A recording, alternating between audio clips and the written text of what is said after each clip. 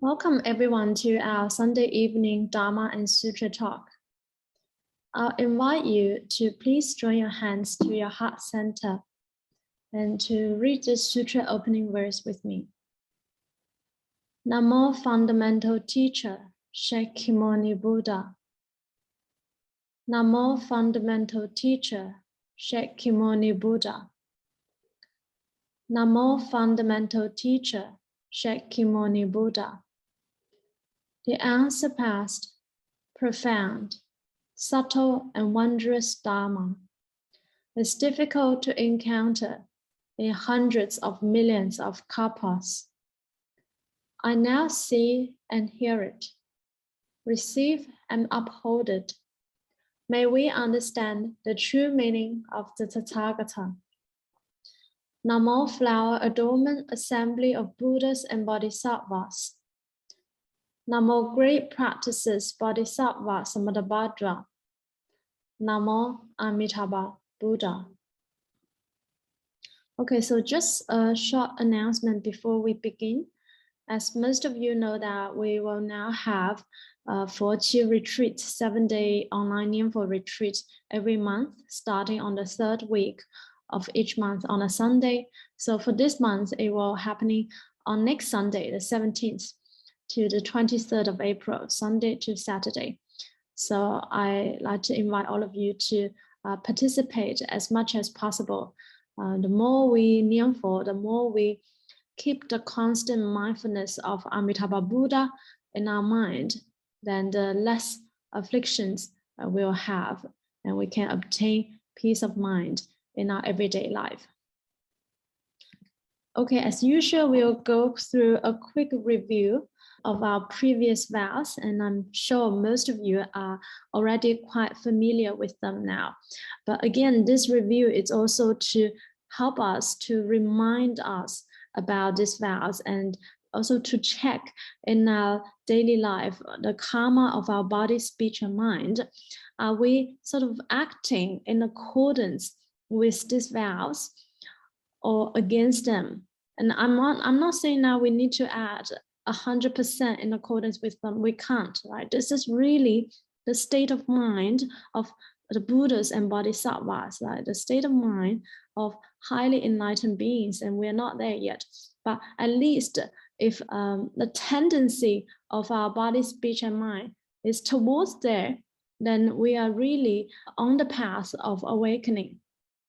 If we are just completely against all of these great vows, then you are not sort of progressing on the path of awakening. But since we are learning Buddhism, which really means that we need to learn from the Buddhas and Bodhisattvas, and sutra like this really tells us the state of mind of the Buddhas and Bodhisattvas. Now, to be enlightened doesn't mean that one have no thoughts, right? That's not enlightenment. To have no thought, to do nothing, that's like a serious attachment of non-doing, and that's not what enlightenment really means. So a lot of people misunderstand. They think, oh, to be enlightened means that one doesn't have thought, no one does nothing, maybe just sit there to be in a meditative posture all the time. Right? This is a misunderstanding. We see that enlightened beings, they actually are very busy. Right? Amitabha Buddha is busy to deliver sentient beings from all the worlds in the 10 directions. Shakyamuni Buddha is also busy exporting the Dharma to tell them about all different Dharma gates to help all sentient beings to liberate out of sufferings. And so are Guan Yin, Bodhisattva Samantabhadra, Siddhigarbha, Manjusri, etc. Right? All of them are really busy. Not like how we may think of, oh, we're so busy in our everyday life with our work and family, so much afflicted. Oh, this, it's not like that. They're busy and they're happy. Their life is really filled with joy and bliss, and also busy doing really, really meaningful things. And we see all these great vows are really about the mindset, the attitude, and the conduct, the actions of the Buddhas and the Bodhisattvas. So that's why it's important for us to learn about this, so we can better understand the state of mind of enlightened beings the karma of their body, speech, and mind, and how are they different from us ordinary living beings, unenlightened beings. So how we can be more like them, right, with our body, speech, and mind. So some people ask, since we are Pure Land practitioners, we just Nianfo with faith and vow, why do we still need to learn about these great vows? Well, first of all, remember these practices and vows of Bodhisattva Samantabhadra also counts as a Pure Land Sutra. It's one of the 5 Pure Land Sutras in Chinese Pure Land Buddhism, which really means that in order for us to have a comprehensive and in-depth understanding of the Pure Land Dharma, it's important for us to learn the Pure Land Sutras, including this one. And also, this sutra really reviews, like I keep talking about, the state of mind of the Buddhas and Bodhisattvas and their practices and their vows. So it's really much easier for us to understand the state of the mind of the Buddhas and Bodhisattvas. So it's also easier for us to understand, why Amitabha Buddha has this infinite compassion to save all sentient beings, and so are all the Buddhas and Bodhisattvas. And if we want to be like the Buddhas and the Bodhisattvas, which is really the goal of why we are practicing Buddhism, to be enlightened, to be like the Buddhas and Bodhisattvas, then we actually need to follow all of these great vows.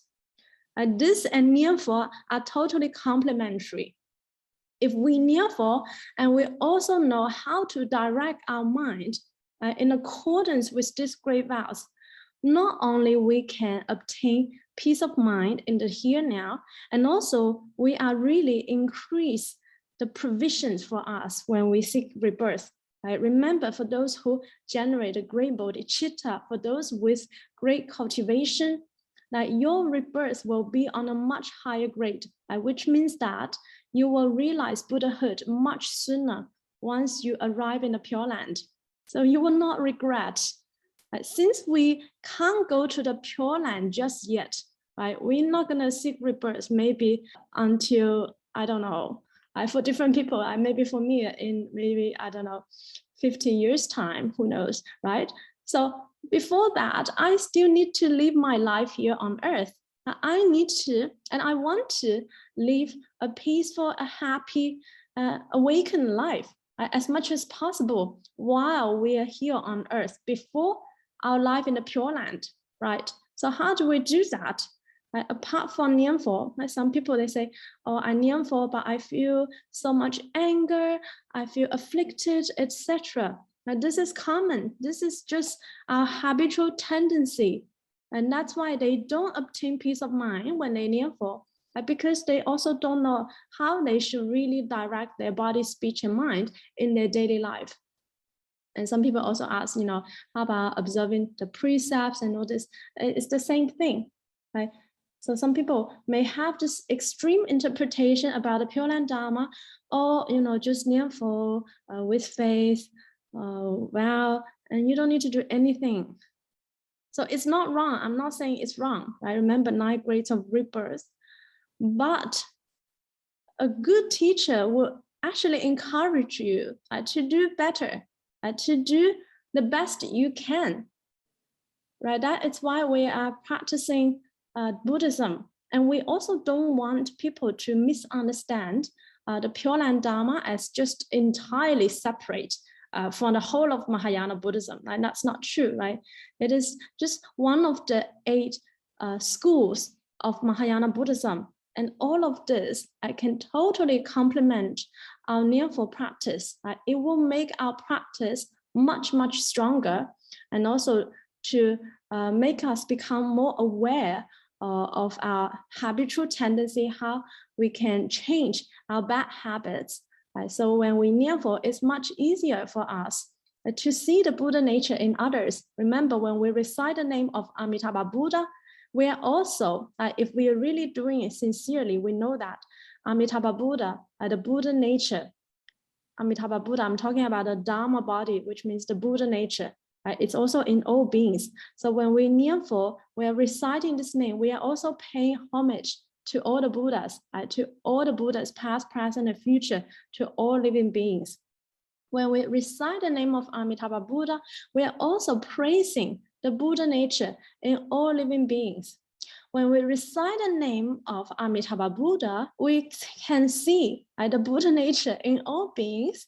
And that's why we also want to constantly cultivate making offerings to all living beings, because we are all the same. In essence, we are all Amitabha Buddha. We also share the same Buddha nature with all beings, with all the Buddhas, past, present, and future. So if we can see the oneness in all living beings, it will really greatly help us expand our mind, expand our heart. And some people are like, how do you know if someone is awakened or is like enlightened? Is there any criteria? Yes, very clear criteria actually. Who to judge? Only the person who's actually enlightened will know for sure. But if you were to ask, is there any sort of a criteria to say someone is enlightened or truly awakened? That is, I remember the base level non-self. Because one is no longer attached to the illusional self, I no longer attached to illusional thoughts, perceptions, our narrow-mindedness. One can truly see the oneness in all beings. And one can really, truly selfless serve others because there's no others, no self, all the same. So that this is a criteria for enlightenment. And because we also see the Buddha nature, the oneness in all beings, of course, we will rejoice in the merit of others. When other people does good deeds, we feel happy for them. And because we want to be more awakened, so we should also invite the Buddhas. We already passed the time of Shakyamuni Buddha, unfortunately, or we invite any good Dharma teachers to tend the Dharma wheel, or even ourselves, if we have the capacity. And also we can invite good Dharma teachers to live in the world, to keep turning the Dharma wheel. Can we see all these vows are just really, really connected? It follows one after another in a very logical order. And because we want to be more awakened, of course, we need to constantly learn from the Buddhas. If we don't learn from the Buddhas, we're gonna just learn from our afflictions, and we're gonna just keep following our drama, our samsaric drama, which are really created by all our illusional thoughts, all kinds of roller coaster emotions. We're gonna follow our habitual tendency of greed, anger, ignorance, doubt, and pride, right? This is just so common. So some people ask, why do we need to study this? If we don't study this, and you're gonna just keep drowning in your illusional thoughts that you grab so much of them that just keeps you trapped in this narrow-minded box. You cannot jump out of your box of illusion, the bubble of the illusion, which created by the illusional mind. And that's also how samsara is created. Who creates this cycle of reincarnation? You need to ask yourself, right? Buddhas, Bodhisattvas, Arhats, they can be in the same space with us, but they are already no longer being subject to the cycle of reincarnation. It's because of our karmic force that keep dragging us into this vicious cycle of reincarnation. The karmic force of greed, anger, and ignorance, of our attachment, of our separation. So we cannot sort of realize the oneness in all things and all beings. And through studying this, it really helps us truly expand our heart, expand our mind. Remember, our Buddha nature is boundless, no boundary, no bound. So through keep expanding our mind, eventually when your mind, when your heart, the true nature of the mind, the true nature of the heart, also is the Buddha nature, is also boundless. Eventually at one point, when your mind becomes so boundless, which means that you will not be bothered by anything really. Even for living beings, they may do like stupid things because we're not perfect. So every day we may gonna do very stupid things or say not very nice things to others, etc. But we're not gonna be fooled just by the phenomena, because we can see the essence of this person. It's also a future Buddha. Like he has the Buddha nature. It's just he is drunk now. Like he is not aware, but we are aware because we have learned this. And we have learned the great vows. We have learned from the Buddha. So we know that all living beings have the Buddha nature. So we're not going to be easily fooled just by their temporary conduct, their speech, their act. We can see the Buddha nature in them. So we're not going to be, bothered by what they're temporarily do maybe to us now, right? Maybe if someone just become angry at you for no reason, we can tolerate that. It's not a problem. Right? We can forgive and forget. It's not a problem because we know that he is also a future Buddha. Right? This we need to actually train our mind. At the beginning, we may be like, oh, why are you angry at me? I also, gonna argue with you. Like, this is our common reaction, let's say. Right? Our common habitual tendency would just be follow our greed, anger, and ignorance. Right? If people throw maybe they're rubbish on us, of course we're gonna want to fight back. Right? This is normal. But since that we are walking on the path of awakening, we are learning from the Buddhas, we should really generate compassion and also see the Buddha nature in them. Right? If you see the Buddha nature in them, you will not be bothered with a drunken person. Right? Someone got drunk and then they say like silly things. Why do we want to sort of waste our energy to be bothered with them? So living beings are also Buddhas. Buddhas are living beings, are one, not two. But the difference is that the Buddhas are awakened living beings. Living beings are drunken Buddha. They are actually Buddhas, but they're just drunk now. They're asleep. They're not aware. So those who are awakened, they are aware of that. So Buddhas, they can always see the Buddha nature in all living beings. That's why they will never give up on any sentient beings, regardless of what kind of evil deeds they may do, we may do now, right? What kinds of bad deeds, all kinds of embarrassing, horrible conduct that we may have committed. Amitabha Buddha, and so are all the Buddhas and Bodhisattvas, they will never give up on us. Right? They will always try their ways to help us. And how to do that? This is, again, through all these great vows. And tonight, what we're going to talk about, to constantly accord with all living beings, is extremely important and also shows about the attitude of the Buddhas and Bodhisattvas towards all living beings. And what kind of skillful means they also adopt to help all living beings. Right? This is really a great vow that kind of also summarizes all the vows previously, like a concluding vow. And also we are really towards the end of the studies of the 10 great vows. So also rejoice in all of your merit for being here tonight and really to learn about this very, very important vow, important thing. And so we also can perhaps apply it, even just a tiny percentage in our life. It will also make a great difference to our life.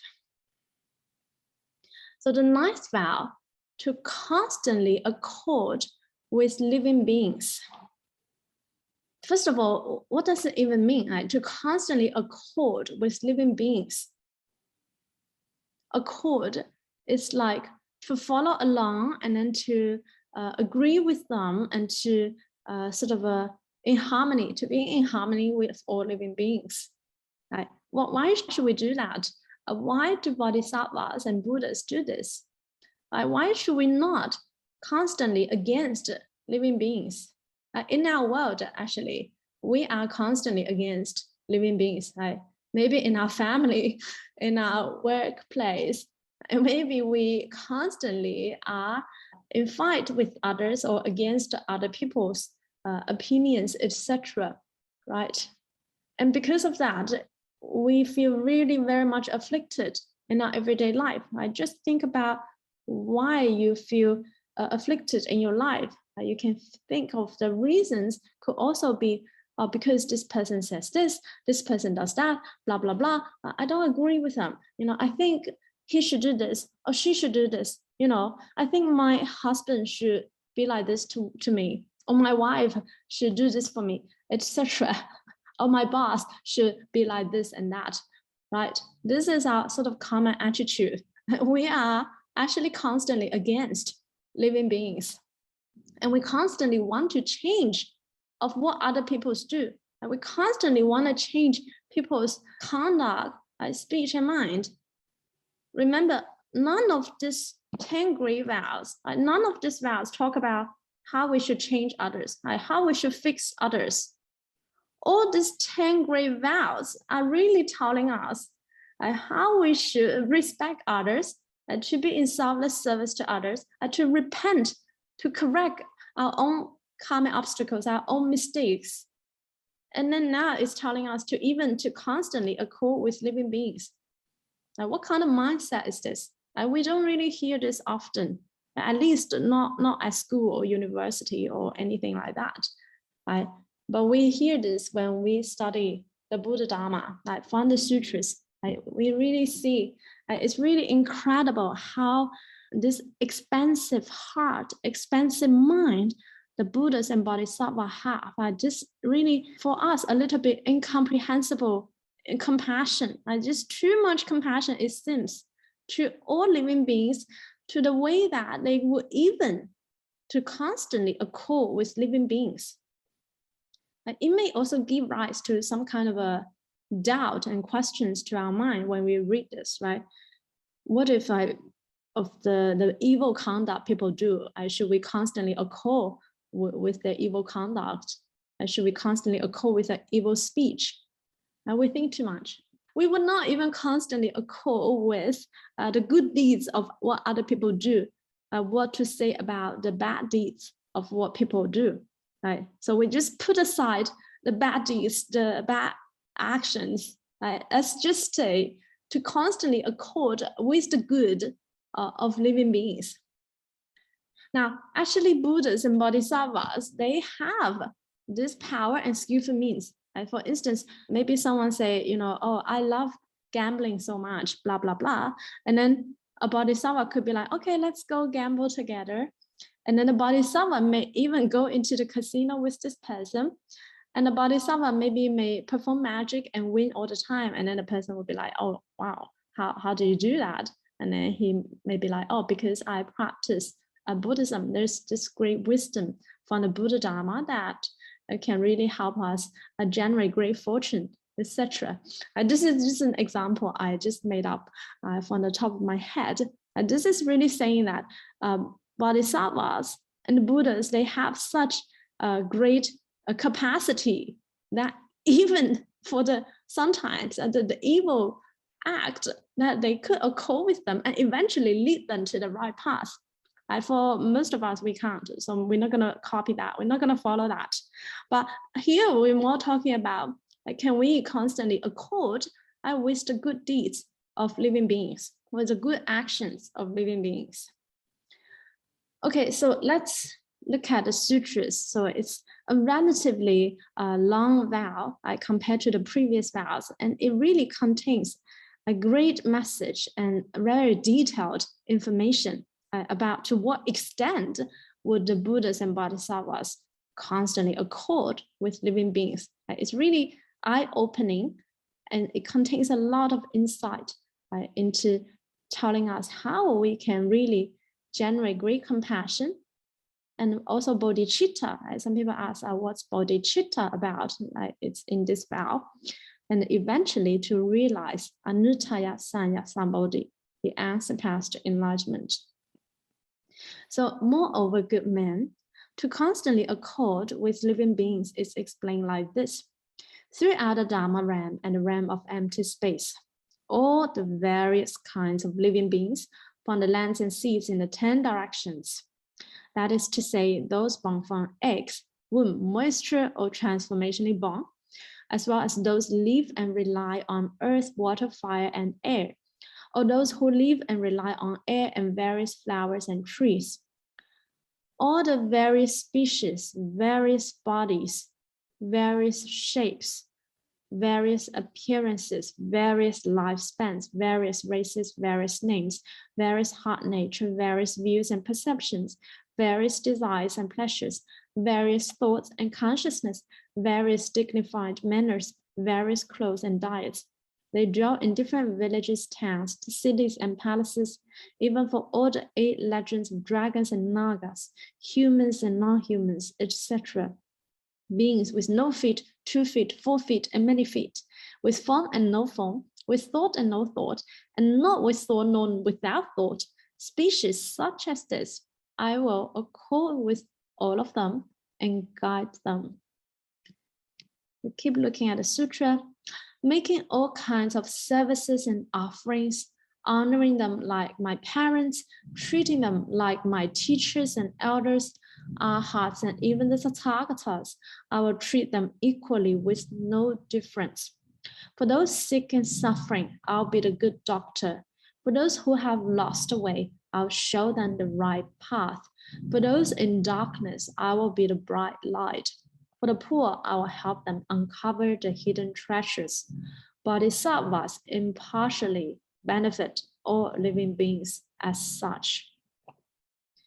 Okay, so this long paragraph is really talking about how bodhisattvas will constantly accord with all various kinds of living beings, all kinds of living beings in everywhere.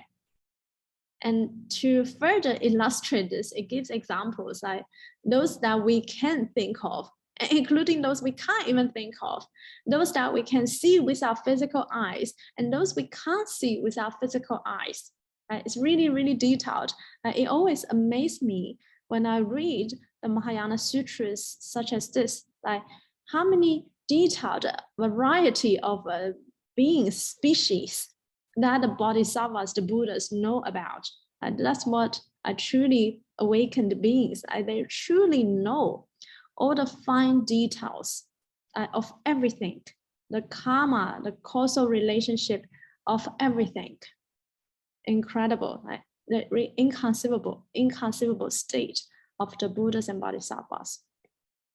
So it gives examples of what does it mean exactly, like all kinds of living beings, including those born from eggs, womb, moisture, transformationally born, like eggs. We see birds, chickens, they're born from eggs, womb, like us, and some animals also born from womb.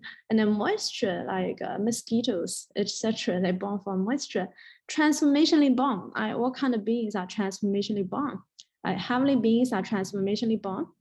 And also when some Buddhas and Bodhisattvas, they can also have a transformation body in different places to help sentient beings, as well as those who live and rely on earth, water, fire, and air, etc. Really, really details. It goes on even more details, various species, bodies, etc. Like all this. And they dwell in different places, live in all these different places. And even for all the 8 legends of dragons and nagas, again, talking about the 8 types of Dharma protectors, like heavenly beings, and the dragons and nagas are also Dharma protectors. And they also belong to the Asuras, humans and non-humans, etc. And then see all these fine details of what exactly the Bodhisattva means when it says all the various kinds of living beings. Beings with no feet, 2 feet, 4 feet, many feet, with form, no form, with thought, no thought, and not with thought, nor without thought, species such as this. What kind of beings are not with thought, nor without thought? The beings in the highest level of the heavenly realm. Those because of their great meditation, they can keep themselves and not to have any thought, which they think they are enlightened. But even this is a kind of thought. So not with thought, not without thought. Species such as this are accord with all of them and guide them. So what's the purpose of according with all these living beings? Like absolutely all kinds of living beings. Its purpose is also eventually to guide them on the path of the Dharma, on the right path, to help them awaken, to help them transcend the cycle of reincarnation, to help them realize the ultimate potential of who they truly are, like infinite light and life. And that's also all of us. And then it keeps further talking about exactly how the Bodhisattvas would accord with them. Oh, sorry, the wrong title. Okay, so nice vow. Okay, so how exactly the Bodhisattva will accord with them? What does it mean? Here it says very clearly, right? Making all kinds of services and offerings, honoring them like my parents, treating them like my teachers and elders, arhats, and even the Tathagatas, I will treat them equally with no difference. Absolutely no difference.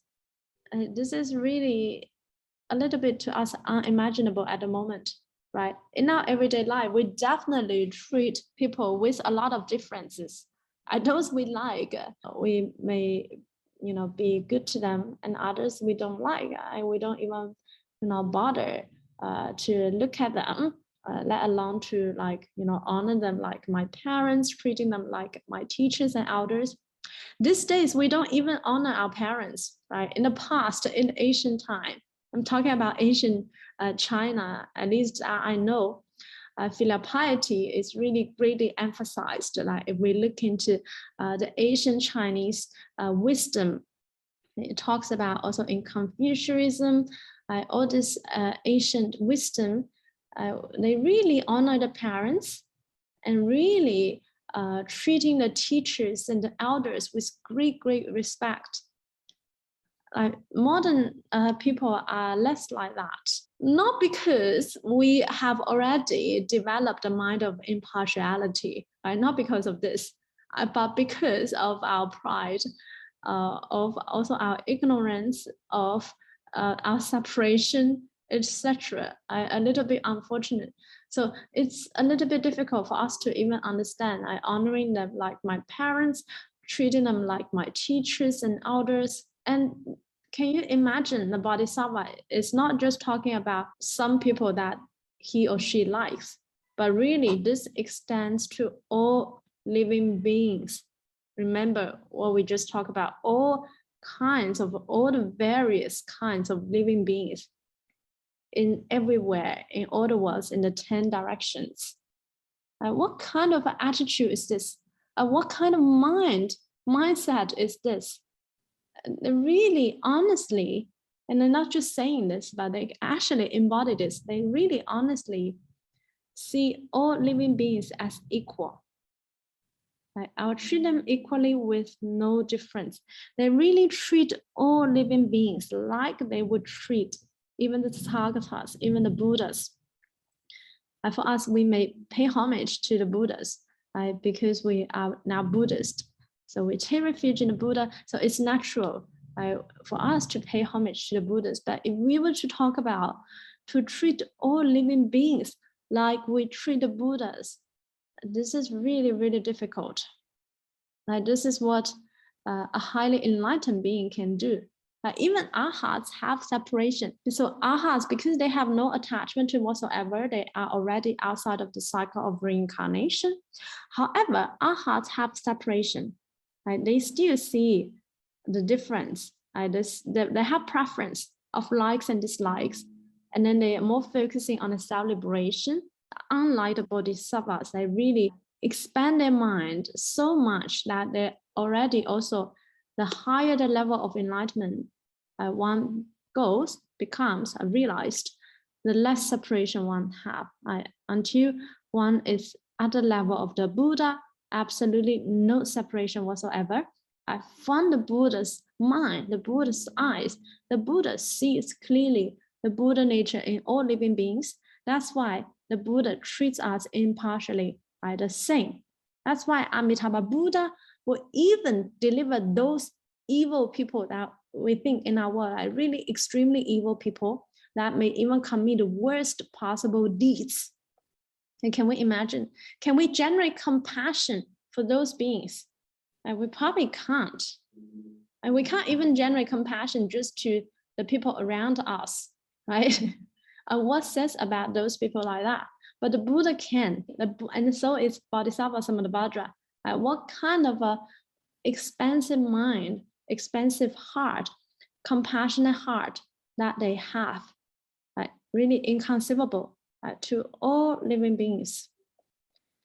And then it goes on, for those sick and suffering, I'll be the good doctor. So it's like a metaphor.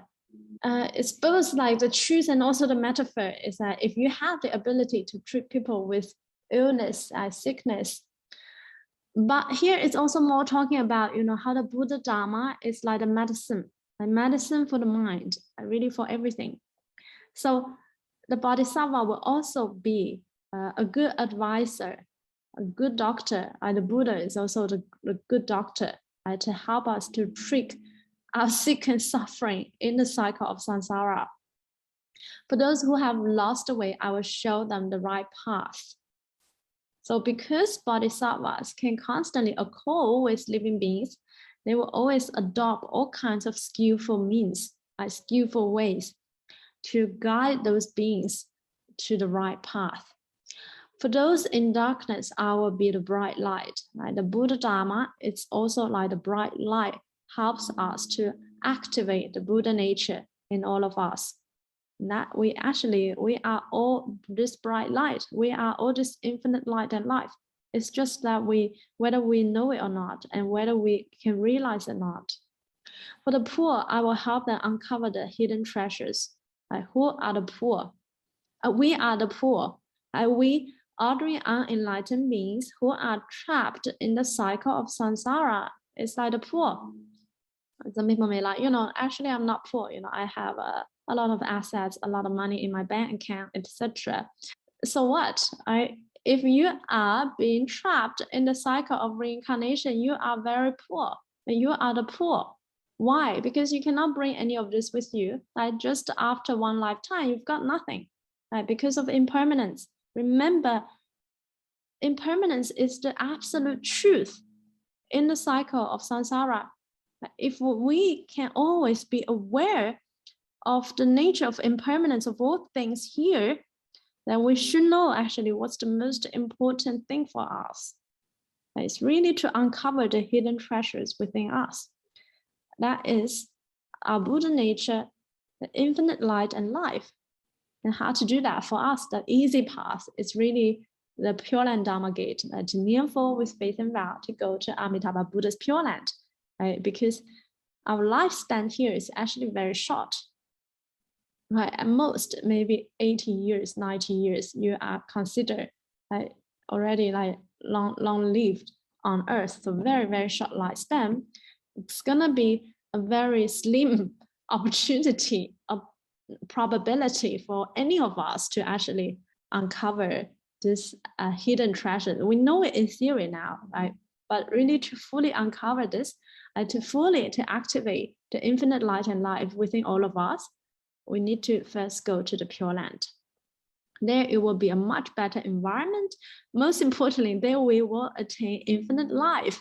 So we have really all the time to learn everything, to practice everything. Here, our time is very short, particularly those of us who have maybe passed. Once you pass, I don't know, age 30 or 40, you will see, you will really feel time really flies by. And then until one day we're really on our deathbed, and we wouldn't really be grateful if we have practiced a little bit more diligently before that to kneel for, to cultivate the constant habit of being mindful of Amitabha Buddha with faith and vow, and really try to practice diligently as much as possible. Impermanence is really scary. We see in the world every day, the news keeps reminding us about impermanence. And if we're not prepared before, it's gonna be unlikely that we can just face it with grace, with calmness, with peace. And so that's why we also need to practice diligently, and also to study the Buddha Dharma, to practice. When we study this, we will also give rise to the reason to know why it's actually so important. I should learn for more. I should be more diligent in my practice, because impermanence can happen in any moment. And that's the truth of a samsaric existence. So again, we come back to the Sutra. Bodhisattvas impartially benefit all living beings as such. Can we see that that's the attitude and actually the conduct as well of all the Buddhas and Bodhisattvas? Absolutely impartiality, equally treat all beings with no difference, with no separation. This is really, really not easy to do. Even, we're not going to talk about all living beings in all the worlds in the 10 directions. Even just like in our family, just a few people around us, in our circle of friends, amongst our family, our relatives, our colleagues, can we treat all of them equally with no difference? Unlikely.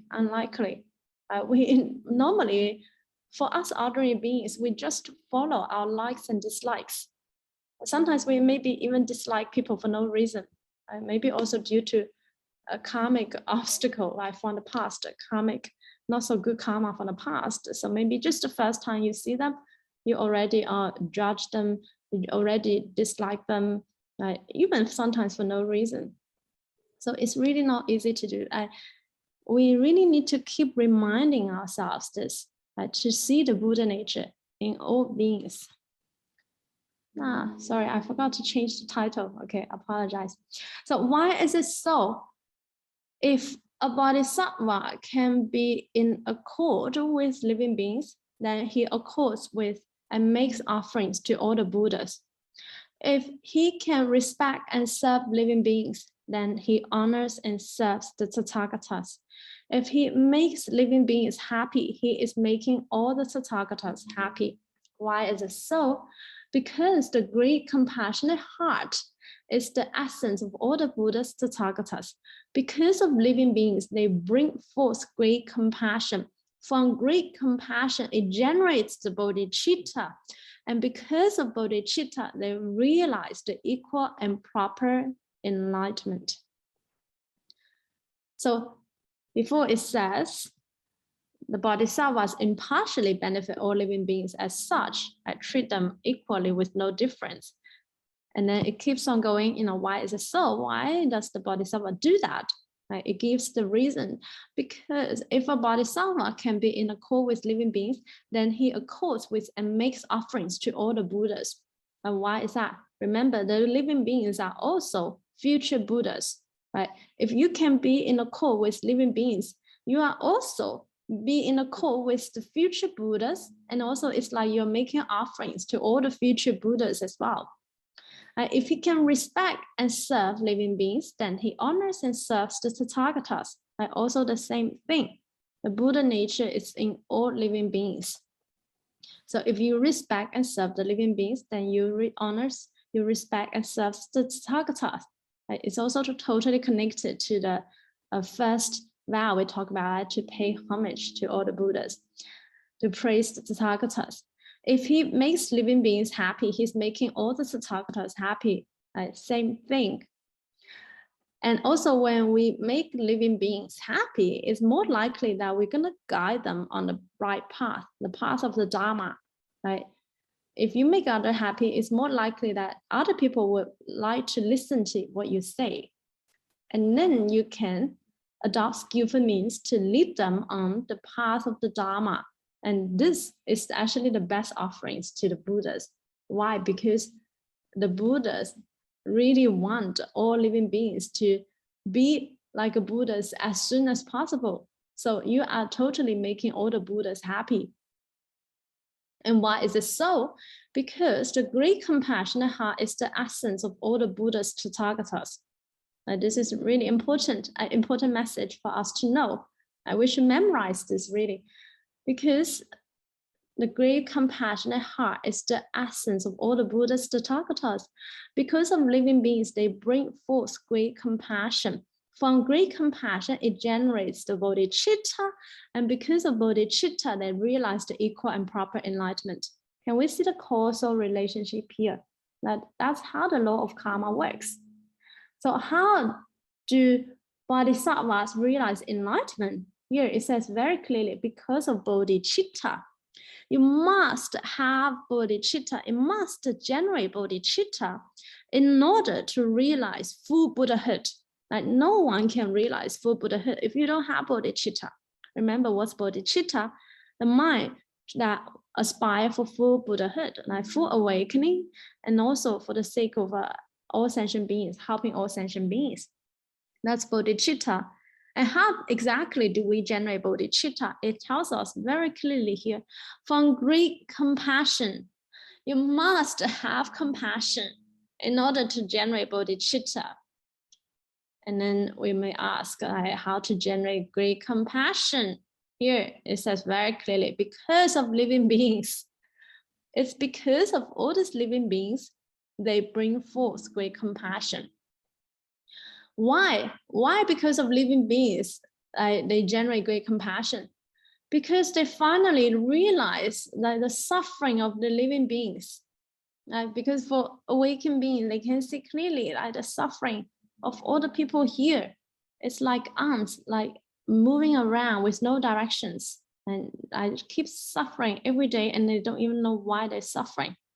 We don't even know why we're suffering sometimes. So because of living beings, they bring forth great compassion. They will also really see the Buddha nature in all living beings. They know they have this great potential in themselves. Even these little ants, these little mosquitoes, they all have the Buddha nature. These little rats, little big rats, all these various kinds of living beings. They all have this hidden great treasure within themselves, but they forgot. They don't know, they're not aware. So they keep suffering. Really, because the Buddhas and Bodhisattvas are so aware of this. They are aware of the hidden treasures in all of us, and also aware of how sort of the suffering, really illusional, because we are so much attached to the illusional world. So we keep suffering here. So because of this, they generate great compassion, and from great compassion, they generate bodhicitta, and from bodhicitta, they realize the full Buddhahood. They vow to save all sentient beings. Of course, all sentient beings have not been saved. They can never actually maybe be saved, all the sentient beings, because just infinite living beings. But before all sentient beings have been saved, they have already realized Buddhahood. And then next, it gives us this metaphor as well. It's like a great kin tree growing in the rocks and sand of barbarian wildness. Think about a great tree in the desert. If the roots obtain water, the branches, leaves, flowers, and fruits will all flourish. The Bodhi tree kin growing in the wilderness of birth and death is also the same. Bodhi means awakening. All living beings are its roots. All Buddhas and Bodhisattvas are its flowers and fruits. By benefiting all living beings with the water of great compassion, one can realize the wisdom of flowers and fruits of all the Buddhas and Bodhisattvas. Why is it so? If all Bodhisattvas benefit living beings with the water of great compassion, they can attain Anuttaya Sanya Sambodhi. Therefore, Bodhi belongs to living beings. Without living beings, no Bodhisattva could perfect the unsurpassed supreme enlightenment. A really important paragraph, an important message here. So it tells us the metaphor using a great kin tree. And here, imagine all living beings are the roots of that tree. And all the Buddhas and Tathagatas are the flowers and fruits of that tree. So by watering the roots, and here the water also it's the metaphor for great compassion, like the water of great compassion. You water, you benefit all the living beings, like the roots of that tree, with the water of great compassion. Then the branches, the leaves, the flowers will all flourish. And again, the branches, leaves, and flowers here is the metaphor for the great wisdom of the Buddhas and Bodhisattvas. And why is it so? If all Bodhisattvas benefit living beings with the water of great compassion, they can attain Anutaya Sambodhi, the unsurpassed enlightenment. Right? It's really because like this just keep repeating of what we just said, but just with a metaphor. Because of living beings, they generate great compassion. Because of great compassion, they generate bodhicitta. Because of bodhicitta, they realize the equal and proper enlightenment. And the last sentence, therefore, Bodhi belongs to living beings. Without living beings, no Bodhisattva could perfect the unsurpassed supreme enlightenment. So Bodhi means awakening, enlightenment. Enlightenment actually belongs to living beings. But if you want to be awakened, you need to actually rely on living beings. Can we see the close connection of the relationship of the Buddhas and Bodhisattvas to all living beings? It's like a tree. The living beings are like the roots. The Bodhisattvas are like the flowers and the leaves. They are so closely connected. They're not separate. I remember I said, Buddhas and living beings are one, not two, like non-dual. But it's just the difference is that Buddhas are awakened living beings. Living beings are drunken Buddhas or asleep Buddhas. So it's really thanks to living beings, Bodhisattvas could actually perfect the unsurpassed supreme enlightenment. So it's really through selflessly serving, helping, accord with all living beings. Bodhisattvas, they totally become awakened. They totally realize Anutaya Sambodhi. So close relationship here. Good man, you should understand the principle in this way. With the impartial heart towards all living beings, one can accomplish the perfect great compassion. With the heart of great compassion to accord with living beings, one perfects the making of offerings to the Tathagatas. Bodhisattvas constantly accord with living beings as such. So this is like a concluding paragraph, concluding sentence, right? So good man, as to all of us, you should understand the principle in this way. With the impartial heart towards all living beings, one can accomplish the perfect great compassion. If you can treat all living beings impartially, equally, with no difference, then you can accomplish the perfect great compassion. Now, this is important information. Again, to us, right, really, really difficult to actually embody this, really difficult to do. But can we at least generate like a mini compassion, a little bit of compassion? We're not like Guan Yin, a bodhisattva of great compassion yet, who has already perfect great compassion. But can we be like, a kindergarten Guan Yin, like a mini Guan Yin, to generate a little bit more compassion? Maybe not to all living beings yet, but at least to the people around us, to those that we know. And can we at least maybe just bring forth a little bit compassion, a little bit more compassion now since we've learned this? With a heart of great compassion to accord with living beings, one perfects the making of offerings to the Tathagatas. So because of great compassion, they will accord with living beings. And because they accord with living beings, they perfect the making offerings to all Tathagatas. Remember, all living beings are also Tathagatas, future Buddhas. And because they accord with living beings, it's most likely that the purpose of according is also to guide them on the right path. Because they guide them on the right path, this is the best offering to the Tathagatas. I remember what's the best offerings? The offering of the Dharma. Because they accord with living beings, they can offer the Dharma to them. So they also perfect the offering to the Tathagatas. So this is really, really important message. That's why we should not disrespect really any being in our life. We should not look down at anybody, regardless of what they may act like temporary now. We should really try to see the Buddha nature in all beings. Again, this is not easy, and we need this constant reminder, and that's why we need to study sutras like this, to study, to know the enlightened mind from the perceptions of the Buddhas and Bodhisattvas, how they really think like, how they act like, what's the karma of their body, speech, and mind, how different is it from us, and how we can maybe act towards more like a bodhisattva, right? And how here, remember, here it says the last sentence, no bodhisattva could perfectly answer paths of supreme enlightenment. Like Bodhi belongs to living beings. Without living beings, no bodhisattva could perfectly answer paths of supreme enlightenment. So this is really, really important. Remember, when we do the marriage transfer, sometimes there are different versions of marriage transfer. There's one marriage transfer that says to repay the 4 great kindnesses above. And what are the 4 great kindnesses? The great kindness of the country. Without the stability of the country raised us, we cannot actually practice the Buddha Dharma peacefully. Imagine if your country is in war, maybe you can't attend sutra talks like this right now.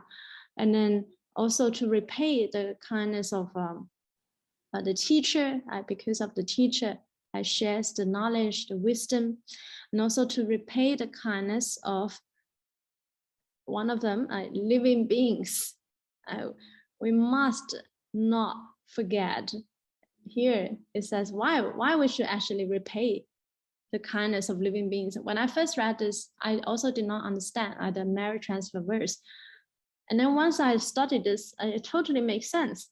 Without living beings, no bodhisattva could perfectly answer past supreme enlightenment. So how can Buddhas and bodhisattvas realize enlightenment without living beings? No way.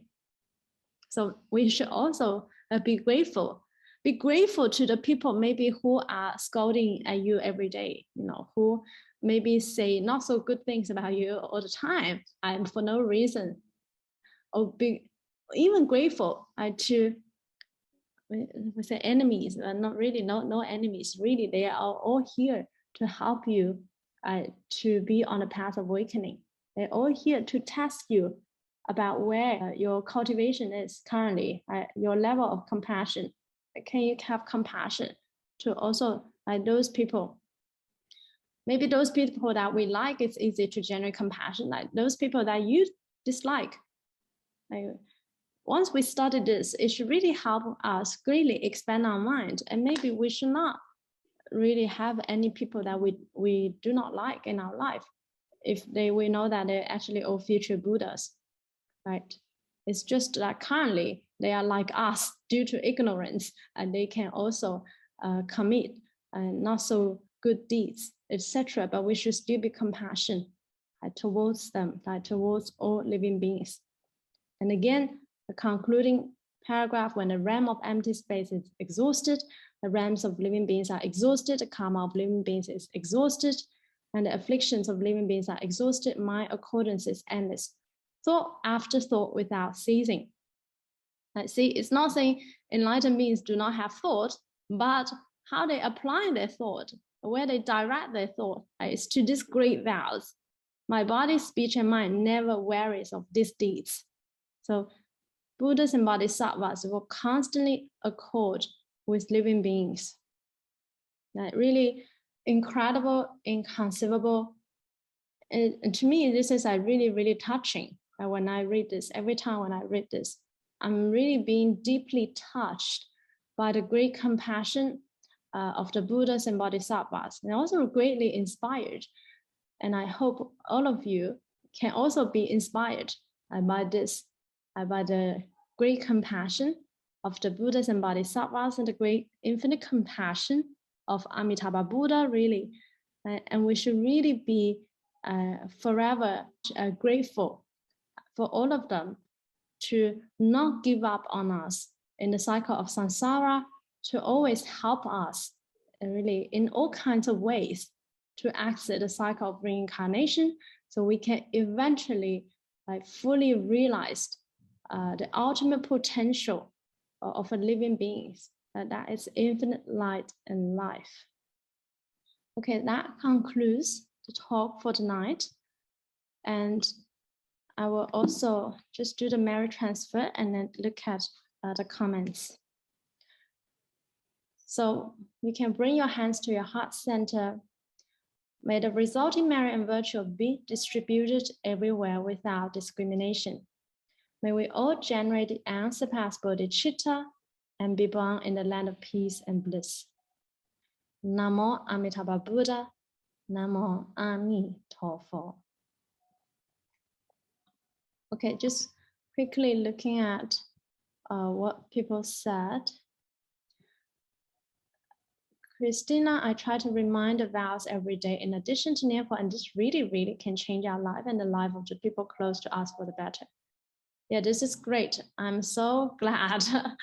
Hi, Christina, and also hopefully all the people here are really try to practice, embody at least even like just 1%, 5%, 10% of these great vows in our life, and you will feel the difference.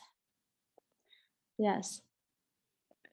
Yes, in this way, everyone can feel with the heart this one energy of true universal love and compassion, which connects all and everything in one. Oh, this is beautiful, beautiful comments. Hopefully, Justin, thank you. David, hopefully we don't have to rely on our self-power, self-practices to generate compassion. Amitabha. Okay. Yeah, it's both. Let's say true power method, compassion. I just like the Nianfo. We can also ask for the help. We definitely need to actually maybe recite the name of Amitabha Buddha. We feel Amitabha Buddha's compassion, and this is also like coming from the assistance of Amitabha Buddha. It's true power, right? There's the power from Amitabha Buddha to. When we recite his name, we will receive his assistance, we feel his compassion, and also our own little power to be willing to practice, right? So it's also important. If you don't practice, then you may not feel the Buddha's and Bodhisattvas' compassion. And we can also recite the name of Guan Yin, and we feel this compassionate energy of Guan Yin. But we also need to be first willing to devote some time to do this practice. Yes, so it's not completely without a self-power, but it's also not completely self-power. Okay, so it's true power method. Okay, thank you so much, everyone. I hope you enjoyed the lesson. To me, this is really like also through sharing, I learned the most. I'm learning also from all of you. So I'm grateful for all of you to be here and rejoice in all of your merit. And may we all generate the unsurpassed bodhicitta, right? And may we all be born in the highest grade of rebirth in the Pure Land, right? For those who generate bodhicitta, you don't worry. If you Nianfo with faith and vow, and if you have bodhicitta, I guarantee your rebirth is already guaranteed, right? It's just in accordance to your level of cultivation, what kind of grade you will obtain. So this we will talk more about in the future when we study the 9 grades of rebirth in the Visualization Sutra, and also we'll talk about the 48 great vows of Amitabha Buddha. So after the 10 great vows of Bodhisattva Samantabhadra, I may also have maybe 1 week after that, it will be maybe a Pure Land podcast just to answer some of the questions and comments I've received lately, which are also quite a lot. Maybe we'll have 1 week for that, and then after that we will begin maybe to talk about the 48 great vows of Amitabha Buddha or any other Pure Land sutras. Okay, thank you, Amitabha, and we shall resume our nearful practice. We shall begin, Amitabha.